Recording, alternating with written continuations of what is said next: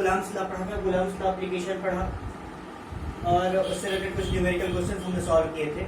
आज मुझे पढ़ने हैं प्रिंसिपल ऑफ सुपरपोजिशन, अध्यारोपण का सिद्धांत।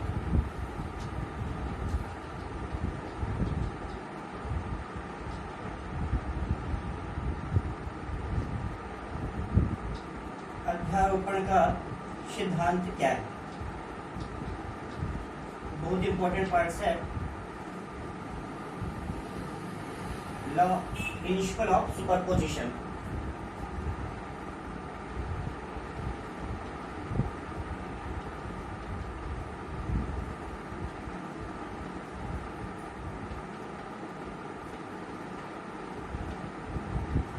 प्रिंसिपल ऑफ सुपरपोजिशन, या इसको हम ऐसा भी बोल सकते हैं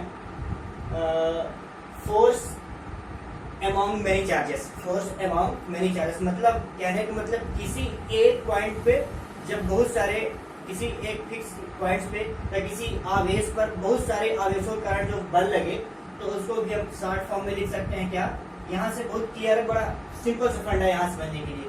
फोर्स अमॉन्ग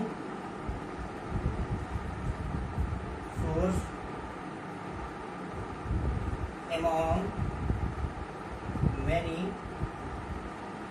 चार्जेस। यहाँ से बात क्लियर हो जाती है कि फोर्स मतलब किसी पर्टिकुलर चार्ज पे बहुत सारे चार्जों के कारण जो फोर्स लगाया जाता है उसको अपन इस लॉ द्वारा कैलकुलेट करते हैं।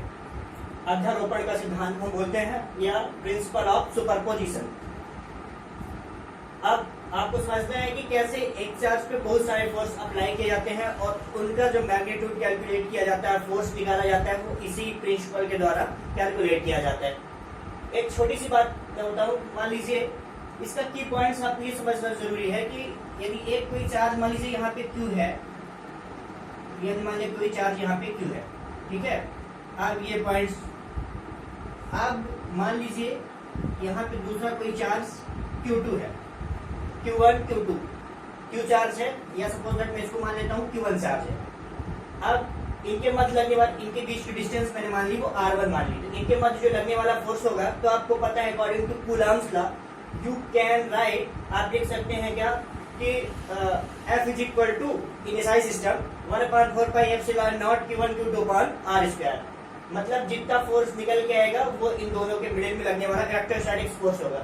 अब यदि मैं बोल दूं कोई दूसरा चार्ज आ जाए यहाँ पे Q2, तो क्या इसमें कुछ इफेक्ट पड़ेगा? मतलब मैं ऐसा बोलूं कि क्या एक दो चार्जों के मध्य तीसरा चार्ज आने पे इन दोनों के फोर्स पे कोई इफेक्ट होगा या नहीं होगा? बिल्कुल भी नहीं होगा। इनमें कुछ ऐसा नहीं होता। आप कितने भी चार्जेस ला दो, जितना फोर्स इसके मिड में लग रहा है उतना लगेगा, जितना इसके इसमें लग रहा है उतना। कितने भी चार्ज आप ला दो, Q1 Q2 Q3 Q4 Q5 dot n charge ला दो, इन दोनों के फोर्सेस में कोई डिफरेंसेस होने वाला नहीं। मतलब जितना फोर्स इसके मिड में लग रहा है उतना लगेगा, जितना इसमें लग रहा है उसमें लगेगा। जितने पॉइंट्स होंगे वो सभी पॉइंट्स पे फिक्स लगेगा और टोटल यहाँ पे जो चार्ज होगा वो इन सब के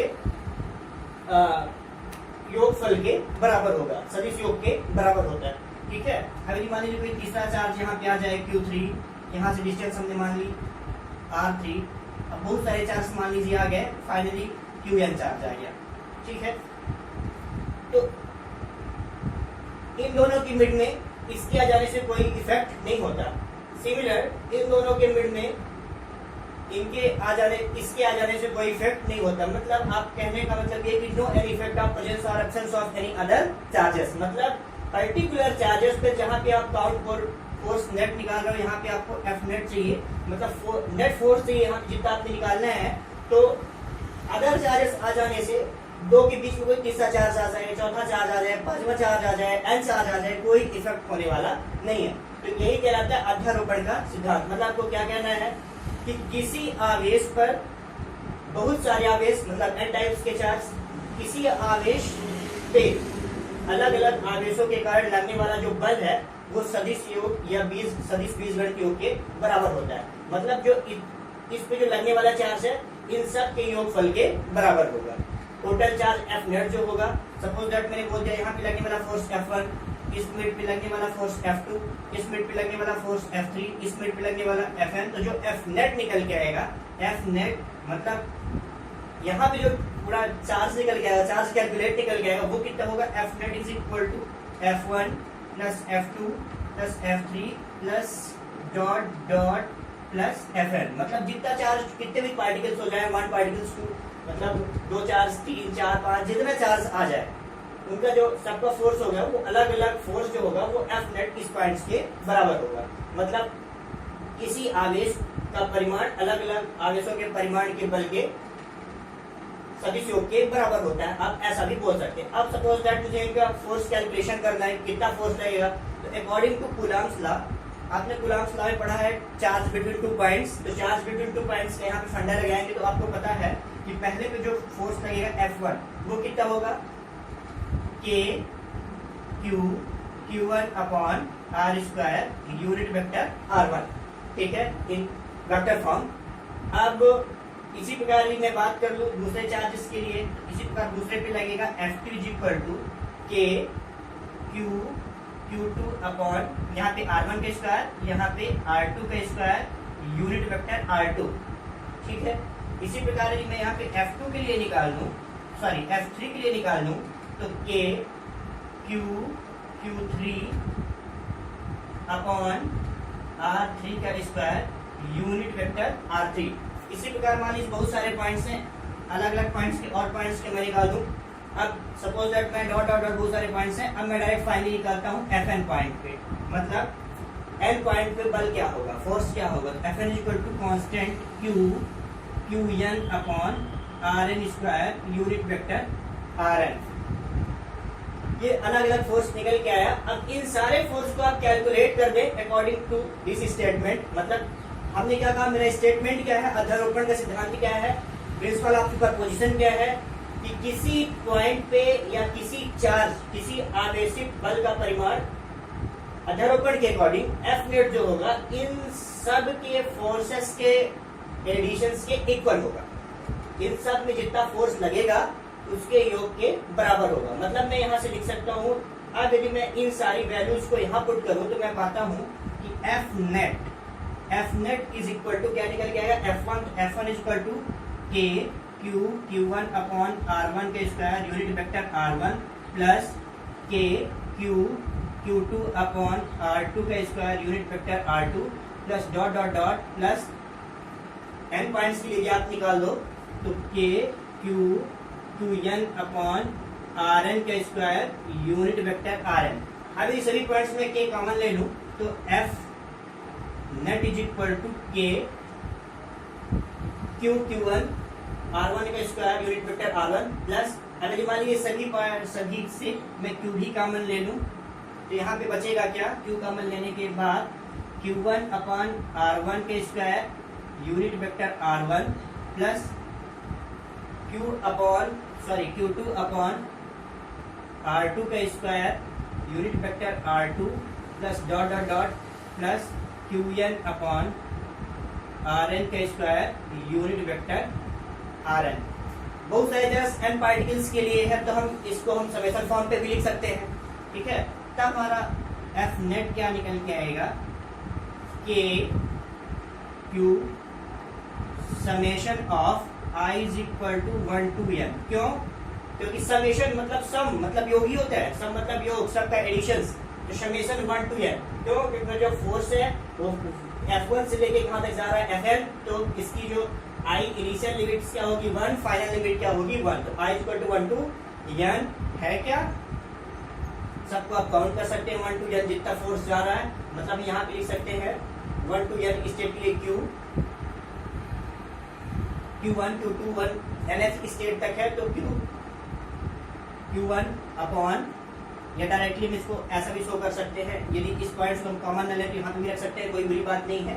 इसको भी हम रख सकते हैं तो Q अपॉन क्या हो जाएगा, सभी की जो डिस्टेंस अलग अलग निकल के आई 1 पॉइंट से n तक, तो यदि पहले पॉइंट के लिए लिखूं तो Q1 n तक जा रहा है तो अलग अलग पॉइंट हो जाएंगे Q1 upon R1 unit vector R1, ठीक है। सब कुछ अलग अलग पॉइंट्स निकल के आएगा वो ये निकल के आएगा, ठीक है। या इसको डायरेक्ट भी मैं ऐसा Q, ये जो Q है वो ये पॉइंट्स पे था, ये तो फिक्स है, अब इन फिक्स अलग अलग चार्जेस पे हमें निकाल देना, Q1 Q2 Q2 Q3 सारे पॉइंट्स पे चार्ज कैलकुलेट करिए और यहाँ पे आप वन स्टेट से अनदर स्टेट तक इसको आप लिख सकते हैं। ठीक है, ये फाइनल चार्ज अपना निकल के आ गया एफ नेट। अब यदि मान लीजिए इसकी काउंटिंग हमें क्या करना है, एफ नेट तो हमने निकाल दिया, ठीक है। अब यदि मान लीजिए इक्वेशन नंबर में इसको फर्स्ट दे दिया, अब इसकी कैलकुलेशन मुझे एसआई सिस्टम पे करना है। एसआई सिस्टम पे करने के लिए हम क्या करेंगे, जो कांस्टेंट की वैल्यू कितनी होती है 1/4 पाई एप्सिलॉन नॉट, तब हम रख लेंगे F net is equal to 1/4 pi epsilon nought Q, और यहाँ पे क्या आ जाएगा, समेशन ऑफ जितने चार्जेस हो क्यू और summation of I is equal to 1 to n Q upon R। जितना डिस्टेंस निकल के आएगी, अलग अलग पॉइंट्स की डिस्टेंस है, तो हम इसको ऐसा लिख सकते हैं Q अपॉन R। पहले पॉइंट के लिए, दूसरे पॉइंट्स के लिए, तीसरे पॉइंट्स के लिए हम निकाल सकते हैं। यूनिट वेक्टर R डायरेक्शन के लिए शो करेगा, ठीक है। आप यहाँ पे लिख सकते हैं यूनिट वेक्टर R डायरेक्शन के लिए, ठीक है। अब यदि मान लीजिए यही CGS सिस्टम पे लिखना था। अब एक बात और, यदि मान लीजिए ये तब के लिए है जब अपना मीडियम क्या हो, मतलब माध्यम क्या हो, वायु निर्वात। अब यदि मान लीजिए यहाँ पे कोई के कांस्टेंट का माध्यम आ जाए, कि के माध्यम हमने उन दोनों के बीच में, इन दोनों चार्जेसों के बीच में हमने क्या भर दिया, मोह भर दिया, मतलब कोई ना कोई डाइलेक्ट्रिक्स भर दिया। तो इसमें डाइलेक्ट्रिक्स का जो वैल्यू होती है उसको हम पुट करेंगे, तब के लिए हमारा एफ नेट क्या निकल के आएगा, F net is equal to का, जब कोई माध्यम, ये किसके लिए है, वायु निर्वात के लिए फार्मूला। अगर मान लीजिए यहीं पे कोई माध्यम आ जाए, के कांस्टेंट पे कोई माध्यम आ जाए, तब मैं इसको लिख सकता हूँ 1/4 पाई एप्सिलॉन नॉट के की वैल्यू यहाँ पुट करना है। सपोज दैट इन दोनों के मिड में कोई माध्यम भर दिया जाए, पूरे में माध्यम भर दिया जाए, आंशिक माध्यम नहीं, आंशिक यदि भरेंगे यहाँ पे जो लेंथ पूरी होगी r माइनस टी और टी इंटू के फॉर्म पे लिखा जाएगा।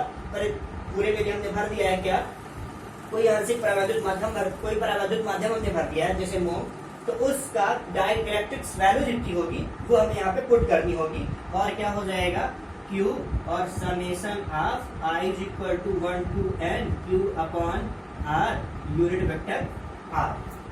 हमने यहाँ पे कोई डिनोटेशन इसलिए नहीं किया है क्योंकि अलग अलग चार्जेस हैं, Q1 Q2 Q3 dot M तक हो सकता है, तो I is equal to 1 to n ये इसकी लिमिट शो कर रहा है, और Q अपॉन R के फॉर्म का होगा, इसलिए हमने इसको डायरेक्टली ऐसा लिख दिया। अब आप सभी बल, 2 बल है, 3 बल है, 4 5 जितने फोर्सेस हैं वो सब आप काउंट करें और सबको जोड़ दें, वही इसका क्या आ जाएगा, एफ नेट। यही क्या जाएगा, अध्यारोपण का सिद्धांत। अब यदि मान लो सीजीएस सिस्टम पे आ गया, तो आपको पता ही है कि सीजीएस सिस्टम के लिए के इज इक्वल टू क्या होता है, 1। तो डायरेक्टली सीजीएस सिस्टम के लिए आप क्या लिख सकते हो,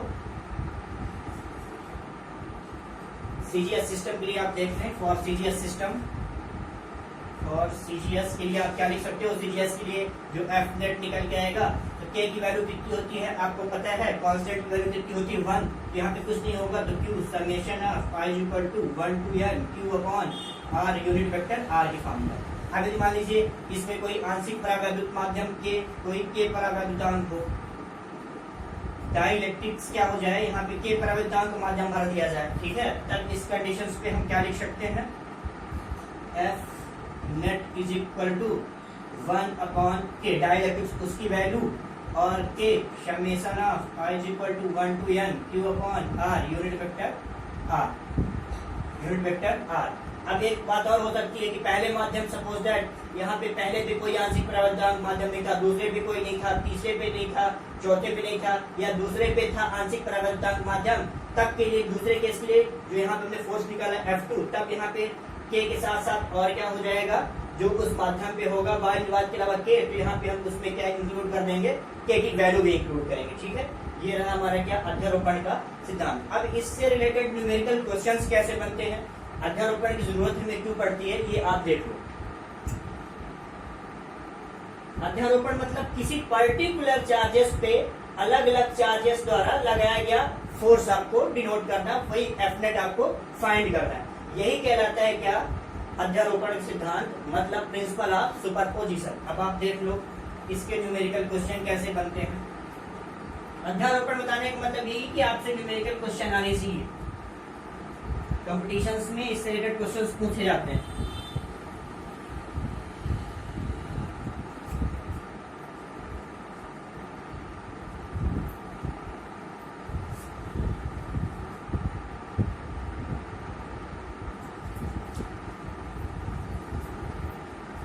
मान लो यहाँ पे कोई चार्ज Q1 है, दूसरा चार्ज यहाँ पे हमने मान लीजिए ये चार्ज हो गया Q1, यहाँ पे हो गया Q2, दो चार्जेस है Q1 और Q2। यहाँ से डिस्टेंस इसकी मान लीजिए यहाँ पे जो चार्ज है वो 5 कूलम का है, यहाँ पे चार्ज है वो 6 कूलम का है, ये 7 कूलम का चार्ज है।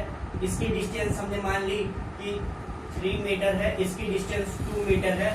तो इसका जो एफ नेट निकल के आएगा वो एफ नेट क्या होगा, मतलब टोटल बल जो निकल के आएगा, टोटल बल किसी एक आवेश पर या किसी आवेश पर इन दो आवेशों के कारण जो बल निकल के आएगा वो क्या होगा। तब अलग अलग बलों का योगफल के बराबर होता है, मतलब यहाँ पे 2 फोर्सेस हैं। तो जो एफ नेट मतलब यहाँ पे जो एफ नेट निकल के आएगा वो क्या आ जाएगा, F1 प्लस F2। अब आप देख लो, पहले की यदि मैं निकाल दूं तो F1, तो F1 इज इक्वल टू क्या, यदि मैं फॉर SI सिस्टम में बात करूं, फॉर SI सिस्टम चूंकि ये मीटर में है कूलम्स में, तो मैं इसकी जो कैलकुलेशन है वो SI सिस्टम पे करूंगा। यदि यहाँ पे सेंटीमीटर होता तो CGS सिस्टम पे कैलकुलेट कर सकता था, या उसको मैं CGS सिस्टम पे होता तो मैं SI सिस्टम पे भी कन्वर्ट करके कर सकता हूँ, मीटर टू सेंटीमीटर। अब यदि मान लीजिए वो माध्यम CGS सिस्टम पे है और माध्यम वायु निर्वात है, तब के लिए K की वैल्यू 1। अब यदि मान लीजिए SI सिस्टम पे है, वायु निर्वात पे है, तब कांस्टेंट 1/4 पाई एप्सिलॉन नॉट। अब यदि उसमें कोई कांस्टेंट, कोई परावर्तकांक, कोई डाइलेक्ट्रिक्स भरा हुआ है, तब के लिए 1/4 पाई एप्सिलॉन नॉट K हम देख सकते हैं। ठीक है, तो पहले के लिए यदि हमने फोर्स निकाला F1, तो F1 फॉर SI सिस्टम के लिए मैं काउंटिंग कर रहा हूँ, तो 1/4 पाई एप्सिलॉन नॉट, और यहाँ पे क्या हो जाएगा Q, ये कितना है 6 इंटू सेकंड वाला कितना है 5 अपॉन कितना हो जाएगा 3। तो F1 is equal to 9 into 10 to the power 9 इसकी वैल्यू होती है 6 5 जा 30 अपॉन 3 दैट इज 10।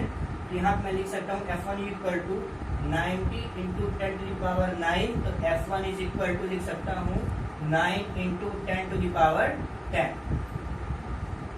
ठीक है, हमने पहला काउंट कर लिया क्या, F1 काउंट कर लिया। अब मुझे काउंट करना है क्या, F2। तो F2 कितना हमें काउंट करना है, F2 कितना है, F2 के लिए निकालें। F2 इज इक्वल टू कितना हो जाएगा 1/4 पाई एप्सिलॉन नॉट 6 इंटू 7/2। तो F2 is equal to 9 into 10 to the power 9 42/2। यहाँ कितना हो जाएगा, F2 इज इक्वल टू 21। तो 9 into 21 into 10 to the power 9। तो ये कितना हो जाएगा, आप देख रहे हैं F2 is equal to 189 into 10 to the power 9। तो मैं इसको क्या लिख सकता हूँ, 189 को 189 मतलब यदि मैं इसको डिनोट करूं तो F2 is equal to 1.89 into 10 to the power 11। ये क्या निकल के आएगा, ये फोर्स है, तो इसकी जो यूनिट्स होगी वो न्यूटन्स में होगी। जब आप SI सिस्टम पे कन्वर्ट कर रहे हो, SI सिस्टम पे कैलकुलेशन कर रहे हो तो न्यूटन, CGS सिस्टम पे कर रहे हो तो डायरेक्ट। ठीक है, अब आप देख लो 10 टू द पावर 11। तो यहाँ पे जो F नेट निकल के आएगा, F net is equal to F1 plus F2। आप काउंट कर दो, इन दोनों की वैल्यू आप रख दो, और जितना निकल के आए, तो F1 कितना निकाला आपने 9 इंटू 10 टू द पावर 10, और प्लस इसका कितना निकाला 1.89 इंटू 10 टू द पावर 11। दोनों का काउंट कर दो, जितना फोर्स निकल के आए वो क्या हो जाएगा, दोनों का ऐड कर दो, जितना फोर्स निकल के आएगा वो क्या हो जाएगा आपका F नेट। अब बाय द वे मान लीजिए इसमें बोल दिया जाए इसमें कोई परावैद्युतांक माध्यम भरा है जिसका परावैद्युतांक 2 है। ठीक है, तब आपको क्या करना पड़ेगा, यहाँ पे 1 कांस्टेंट भी आ जाएगा K के टर्म्स में 1/K। तो यहाँ पे क्या हो जाएगा, उस K की भी वैल्यू आप पुट करोगे, तो जो K की वैल्यू होगी वो क्या होगी, 2 है, उसको आप पुट कर दो। मान लो दूसरे पे नहीं है, दूसरे पे छोड़ दो। मान लो यहाँ पे तीसरे चार्जेस पे कोई माध्यम भरा हुआ है, तो तीसरे पे काउंट कर लो, और सबकी काउंटिंग करने के बाद टोटल फोर्सेस आप इंक्लूड कर दो, तो जो निकल के आए ये। अब यदि मान लीजिए अलग अलग फोर्स के अकॉर्डिंग आपने काउंट की, अब यदि एक्स्ट्रा काउंट करना है सारे फोर्सेस कितने कितने फोर्सेस है, तब भी आप डायरेक्ट फार्मूला जो हमने अभी बताया अध्यारोपण सिद्धांत प्रिंसिपल से, उससे भी आप डायरेक्ट इसको काउंट कर सकते हो। अब अगला टॉपिक मैं कवर कर रहा हूँ, कोई प्रॉब्लम इसमें नहीं होना चाहिए। ठीक है, कोई प्रॉब्लम हो तो बताइए। अच्छा, थोड़ा सिंपल सुपरपोजिशन, किसी पर्टिकुलर पॉइंट्स पे बहुत सारे चार्जेस के कारण आप फोर्स निकाल दें, वही क्या कहलाएगा, प्रिंसिपल ऑफ सुपरपोजिशन।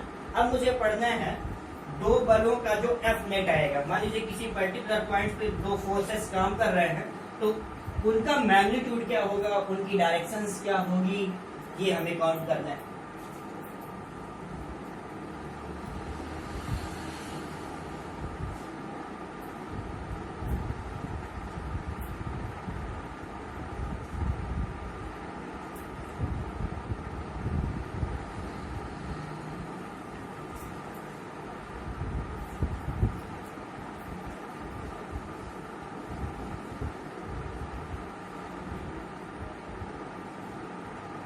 दो बलों का परिणामी बल।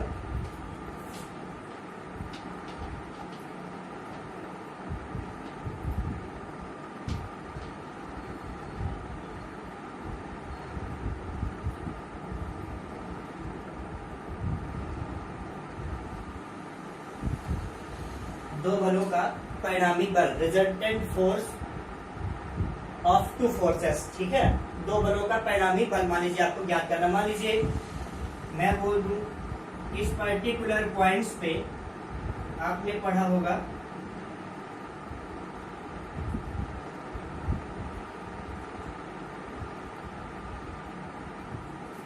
समानता चतुर्भुज, सदिशों का समानता चतुर्भुज नियम, मतलब पैरेललोग्राम लॉ ऑफ हाँ सदिशों का चतुर्भुज नियम आपने पढ़ा होगा। उसके अकॉर्डिंग मैं इसको साथ बढ़ सकता हूँ। वहां पे भी दो फोर्सेस मान लीजिए, पहला फोर्स F1, दूसरा फोर्स F2, ये थीटा एंगल बनाते हुए और ये वाला जो एंगल वो कितना हो जाएगा, अल्फा एंगल बनाते हुए यहाँ पे हमें एफ नेट फाइंड करना है। ठीक है, मतलब ये फोर्सेस की ये कंडीशंस, डायरेक्शन ये, इसकी ये डायरेक्शन, यहाँ पे मुझे एफ नेट फाइंड करना है। यहाँ पे एफ नेट क्या होगा, मतलब दो फोर्सेस का जो नेट होगा, दो बलों का परिणामी बल होगा, जो रिजल्टेंट फोर्स होगा ऑफ टू फोर्सेस, दो बलों का, वो कितना होगा। तो इसके लिए हमने सदिशों का समानता चतुर्भुज नियम से मैग्नीट्यूड निकाला था। वहां पे क्या मैग्नीट्यूड निकाला था, हमने मैग्नीट्यूड निकाला था क्या, F net is equal to root of F1 का स्क्वायर प्लस F2 का square plus 2F1 F2 cos theta. और इसकी डायरेक्शंस के लिए हमने क्या फार्मूला अप्लाई किया, फार्मूला फाइंड किया था, tan alpha is equal to हमने निकाला था F2 sin theta upon F1 plus F2 cos theta. अब आप देखिए आप रिजल्टेंट और डायरेक्शंस कैसे निकालेंगे। ठीक है, F1 का स्क्वायर प्लस F2 का square plus 2F1 F2 cos theta. Suppose that मान लो यहाँ पे मैं डायरेक्ट प्रैक्टिस करवा रहा हूँ न्यूमेरिकल क्वेश्चन से, कैसे आपको फाइंड करना है, कैसे यहाँ पे इसका दो बलों के कारण इसका एफ नेट आपको निकालना है। एफ नेट मतलब क्या, टोटल फोर्स काउंट करना है इन दो बलों के रिस्पेक्ट में, इन दो बलों के कारण यहाँ पे निकल के आएगा कितना। सपोज दैट मान लीजिए ये दो फोर्सेस हो गए, ये हो गया 4 न्यूटन, ये हो गया 5 न्यूटन के फोर्स लग रहे हैं। आपको यहाँ पे एफ नेट फाइंड करना है, एफ नेट आपको यहाँ पे पूरा फोर्स आपको फाइंड करना है। ये जो एंगल है वो 90 डिग्री हो जाए, ये जो एंगल है वो 45 डिग्री हो जाए, तो आपको यहाँ पे एफ नेट कितना मिलेगा वो आपको काउंट करना है। अकॉर्डिंग टू मैं पहले फार्मूले देख लूँ, फार्मूले बेस पे ये डायरेक्ट न्यूमेरिकल क्वेश्चन लिख दिया। अब आप देख सकते हो कि डायरेक्ट यहाँ पे 90 डिग्री, यहाँ पे 45 डिग्री एंगल क्रिएट हो रहा है। तो देख लीजिए बाय न्यूमेरिकल भी समझ में आ जाएगा।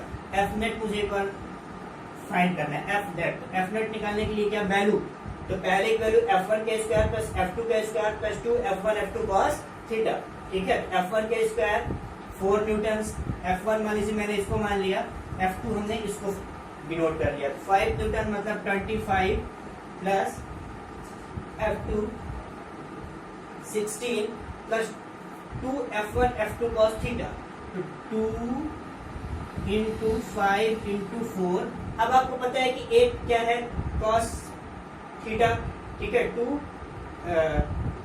2F1 और F2 cos थीटा। तो F2 cos का कोई एंगल क्या 90 डिग्री, वो तो ऑलरेडी 0 हो जाएगा। तो बचा क्या अपने पास 25 प्लस 16, तो यहाँ पे हम क्या लिख सकते हैं, F net is equal to root of 25 plus 16। तो ये कितना निकल के आया, आप देख सकते हो F net is equal to कितना आया, रूट ऑफ 41। अब यदि मान लीजिए हमें इस कंडीशंस पे हमारा फोर्स जो निकालना है, फोर्स कितना होगा, तो आप देख लो भाई, न्यूमेरिकली आप समझना तो ठीक है, नहीं तो कोई दिक्कत नहीं। आप एक न्यूमेरिकल क्वेश्चन मैंने ऐसे बता दिया और आप देख लो। यदि मान लो ऐसा केस होता है, यहाँ पे F1 फार्मूला आप पढ़ो, पहले फार्मूला आप देख लो। 45 और 90 डिग्री है, और यदि यहाँ पे मान लीजिए F1 हो जाए, ये हो जाए F2, तब कितना निकल के आएगा? तब टोटल चार्ज 90 डिग्री और 45 डिग्री के मिड में जो है वो निकल के आएगा, तब रिजल्टेंट आपको क्या मिलेगा? तो आप देख सकते हो F net is equal to root of क्या हो जाएगा?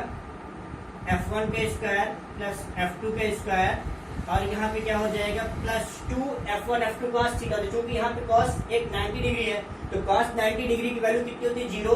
तो उसके रिस्पेक्ट में सारी चीजें क्या हो जाएगी? 0। तो बचा क्या? F1 के स्क्वायर प्लस F2 का स्क्वायर, तो F1 प्लस F2।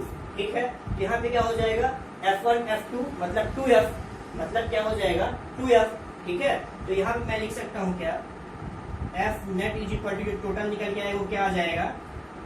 रूट 2 और F स्क्वायर। तो F नेट जो निकल के आएगा वो कितना निकल के आएगा? Root 2F। ये रिजल्टेंट कब आ जाएगा? 90 डिग्री और 45 डिग्री का केस होगा। अब यदि मान लीजिए ये पहला केस हो गया, अब ये दूसरा केस ये बना ले क्या? ये चार्जेस दोनों फोर्सेस इसी पॉइंट पे लगे, F1 और F2।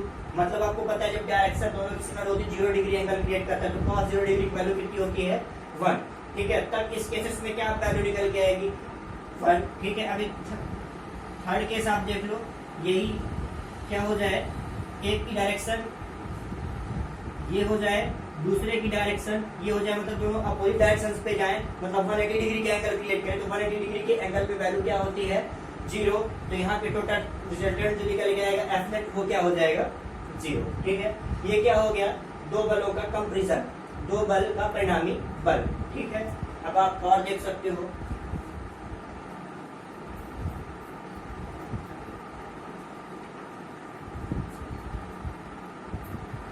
एक्चुअली जो न्यूमेरिकल क्वेश्चन मैंने बताया था वो ऐसे ही बाई एग्जांपल के तौर पर बता दिया था। उसका जो रिजल्टेंट निकल के आएगा वो क्या निकल के आएगा? 2F के टर्म्स पे। ठीक है,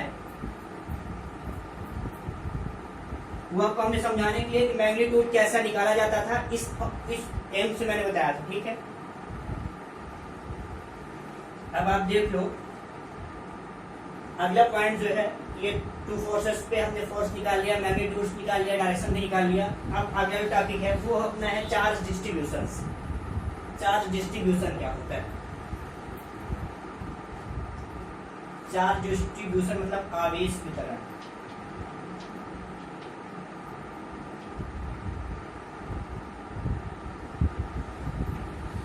चार्ज डिस्ट्रीब्यूशन आप कैसे करोगे? चार्ज डिस्ट्रीब्यूशन क्या? तो देखिए बेसिकली चार्ज डिस्ट्रीब्यूशन से होता है आवेशों का वितरण। आप सीधा समझिए आवेशों का वितरण। तो आवेशों का वितरण ऐसा हो सकता है कि एक तो आवेश, एक तो कंडीशन हो सकती है कंटिन्यू आवेश हो जाए, दूसरी कंडीशन क्या हो सकती है कि अलग अलग चार्जेस अलग अलग प्लेसों पे डिफरेंट प्लेस पे डिफरेंट चार्जेस, और एक क्या हो सकता है कंटिन्यू हो। मतलब हम यहाँ से कह सकते हैं कि आवेश जो वितरण होता है वो दो प्रकार का होता है। ठीक है, आवेश वितरण आप एक टेबल बना लें और टेबल से समझें। मुझे पढ़ना क्या है? आवेश वितरण, चार्ज डिस्ट्रीब्यूशन। बड़ा सिंपल है, चार्ज डिस्ट्रीब्यूशन। चार्ज डिस्ट्रीब्यूशन ये कितने प्रकार का होता है? दो प्रकार का। पहला क्या होता है? कंटीन्यूअस या रेगुलर भी बोल सकते हैं, दूसरा क्या बोल सकते हैं? इरेगुलर, असतत आवेश वितरण। Types of charge distribution, there are two types of continuous और uncontinuous, regular और irregular भी बोल सकते हैं। सतत आवेश वितरण और असतत। असतत मतलब क्या होता है? कोई चार्जेस यहाँ से रैंडमली टाइप से एडजस्टमेंट हो, Q1 Q2 Q3 यहाँ पे आ जाए, Q4 यहाँ पे आ जाए, Q5 यहाँ पे, तो Q6 यहाँ पे, ऐसे चार्जेस एडजस्ट हो रहे हैं ऐसे। तो इन प्रकार के चार्जों के जो डिस्ट्रीब्यूशन होगा तो उसको मैं क्या बोलूंगा? इरेगुलर या असतत आवेश वितरण। सतत में क्या होता है? चार्ज होता है कंटिन्यू एक सीक्वेंस के रूप में होता है। अब इसीलिए इसको मैं इसको 3 पार्ट्स में डिवाइड किया जाता है। पहला क्या है? रैखिक आवेश घनत्व, रैखिक आवेश घनत्व या इसको बोलते हैं रैखिक आवेश वितरण भी। ठीक है, रैखिक आवेश घनत्व फिर दूसरा क्या हो सकता है, पृष्ठीय आवेश घनत्व, और तीसरा क्या हो जाएगा, आयतन आवेश घनत्व। Linear charge distribution, surface charge distribution और वॉल्यूम चार्ज डिस्ट्रीब्यूशन, या वॉल्यूम चार्ज डेंसिटी और पृष्ठीय चार्ज या रैखिक आवेश वितरण में मैं बोल सकता हूँ रैखिक आवेश वितरण, पृष्ठीय आवेश वितरण या आयतन आवेश। तो रैखिक आवेश का मतलब क्या होता है, रैखिक आवेश वितरण जब चार्ज का डिस्ट्रीब्यूशन, आवेश के वितरण एक रैखिकता एक लीनियर पे हो, मतलब एकांक लंबाई पे हो। जब चार्ज का या आवेश के वितरण एक एकांक लंबाई पर हो, जैसे कोई चालकधारी हो गया, इसका हमने लूप बना दिया, तो एक जब एकांक लंबाई पे आवेश के वितरण, चार्ज का वितरण क्या हो, चार्ज डिस्ट्रीब्यूशन कहाँ पे हो, एक चालक तार पे हो, मतलब प्रति एकांक लंबाई में हो, तब इस प्रकार के वितरण को क्या बोलते हैं, रैखिक आवेश कहलाते हैं। अब यदि मान लीजिए आवेश का वितरण, ये मान लीजिए सर्कल है, ठीक है, सर्कल में क्या हो जाए, इसके पृष्ठ पर हो जाए, या कोई सरफेस है उसके पृष्ठ पर हो जाए, तो आप देख लें ये इसके आयतन पे हो जाए, तो इसके पृष्ठ पे हो जाए, यहाँ पे चार्ज डिस्ट्रीब्यूशन हो जाए, मतलब इसके क्षेत्रफल पे। तो जब आवेश वितरण प्रति एकांक क्षेत्रफल पे हो, तब उसको हम बोलते हैं पृष्ठीय आवेश कहलाते हैं। अब यदि मान लीजिए आवेश का वितरण, मान लीजिए स्फीयर गोला है, ये क्या हो जाए, इसके प्रत्येक घनत्व पे हो, मतलब इसके आयतन पे हो जाए, तब इस प्रकार के डिस्ट्रीब्यूशन को क्या बोलते हैं, आयतन आवेश। मतलब जब आवेश वितरण संपूर्ण आयतन पे हो। अब रैखिक आवेश घनत्व को हम लैम्डा से व्यक्त करते हैं, पृष्ठीय आवेश घनत्व को हम सिग्मा से व्यक्त करते हैं, और आयतन आवेश घनत्व को हम रो से डिफाइन करते हैं। अब लैम्डा प्रति एकांक लंबाई में उपस्थित आवेश होता है, मतलब Q अपॉन प्रति एकांक लंबाई लेंथ, तो Q अपॉन L मतलब प्रति एकांक लंबाई में उपस्थित आवेश। अब Q मतलब चार्ज, तो चार्ज का मात्रा क्या होता है, कूलाम, लंबाई मतलब मीटर, तो कूलाम प्रति मीटर। अब इसका मैं विविध सूत्र निकालूं, डायमेंशनल फार्मूला, ये क्या हो जाए, कूलाम को मैं क्या लिख सकता हूँ, 80 ampere into time, ampere into second upon length, metre को क्या लिख सकता हूँ, लेंथ। तो अगले स्टेप में क्या हो जाएगा, L इनवर्स और 80। इसी प्रकार आप सिग्मा को देखो, सिग्मा क्या होता है, प्रति एकांक क्षेत्रफल पे, प्रति एकांक क्षेत्रफल में उपस्थित आवेश, तो Q अपॉन A, यहाँ पे Q मतलब कूलाम और क्षेत्रफल मतलब लंबाई गुणे चौड़ाई, तो लंबाई को मीटर से, चौड़ाई को मीटर से, तो मीटर स्क्वायर। अब यहाँ पे इसकी यूनिट क्या बन गई, कूलाम प्रति मीटर। अब इसके मैं डायमेंशनल फार्मूला निकाल दूँ, कूलाम मतलब 80 और ये क्या हो जाएगा, L स्क्वायर। तो अगले स्टेप में क्या हो जाएगा, ये 80 L की पावर -2 और क्या हो जाएगा 80, ये हो जाएगा डायमेंशनल फार्मूला। इसी प्रकार में आयतन आवेश घनत्व निकालूं, तो आयतन आवेश घनत्व मतलब प्रति एकांक आयतन में उपस्थित आवेश, तो Q अपॉन V। अब Q का कूलाम मतलब चार्ज, कूलाम V मतलब लंबाई गुणे चौड़ाई गुणे ऊंचाई मतलब लेंथ इनटू हाइट, तो इसको क्या लिखेंगे, मीटर क्यूब। तो अगले स्टेप में इसका भी सूत्र क्या निकल के आएगा, 80 अपॉन क्या निकल के आएगा, L क्यूब। तो अगले स्टेप में क्या हो जाएगा, -3 और 80। ये हो गया क्या, चार्ज डिस्ट्रीब्यूशन। ठीक है, ठीक है। अगले वीडियो पे अपन नेक्स्ट चीज की चर्चा करेंगे, इलेक्ट्रोस्टैटिक्स का ही पार्ट।